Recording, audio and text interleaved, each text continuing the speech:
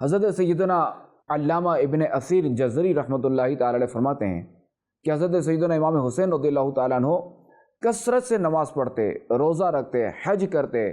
صدقہ و خیرات کرتے اور تمام بھلائی کے کاموں کو کرتے تھے۔ شہزادہ امام علی مقام حضرت سیدنا امام زین العابدین رضی اللہ تعالیٰ عنہ نے فرمایا، میرے ابو جان سیدنا امام حسین رضی اللہ تعالیٰ عنہ دن اور رات میں 1000 رکعت نوافل ادا فرمایا کرتے تھے۔ عظیم تابعی بزرگ حضرت سیدنا امام شعبی رحمۃ اللہ تعالی علیہ فرماتے ہیں، میں نے دیکھا حضرت امام حسین رضی اللہ تعالیٰ عنہ رمضان شریف میں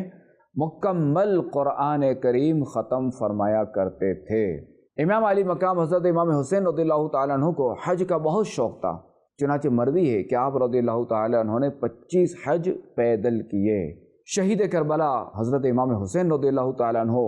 بہت بڑے عبادت گزار تھے، چنانچہ شب عاشوراء 10 محرم کی رات امام علی مقام امام حسین رضی اللہ تعالیٰ عنہ نے اپنے پیارے بھائی حضرت سیدنا عباس علمدار رضی اللہ تعالیٰ عنہ کو فرمایا، کسی طرح یہ لڑائی کل تک مؤخر ہو جائے اور آج کی رات ہمیں اللہ کریم کی عبادت کے لیے مل جائے۔ اللہ کریم خوب جانتا ہے کہ مجھے نماز، تلاوت قرآن اور کثرت کے ساتھ دعا مانگنا اور استغفار کرنا بہت پسند ہے۔ اللہ کریم امام حسین رضی اللہ تعالیٰ عنہ کی عبادت اور ریاضت کے صدقے ہمیں بھی عبادت کا